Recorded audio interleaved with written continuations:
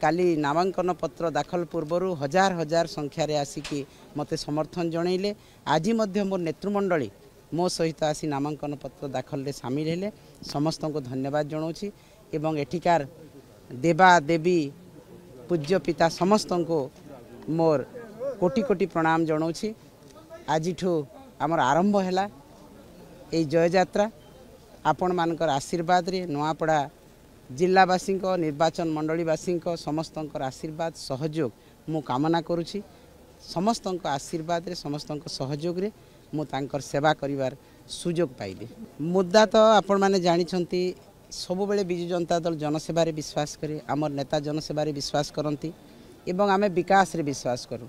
आमे जनसेवा भी करिछु एवं नुआपड़ा जिला को विकसित जिल्ला रे परिणत करिछु।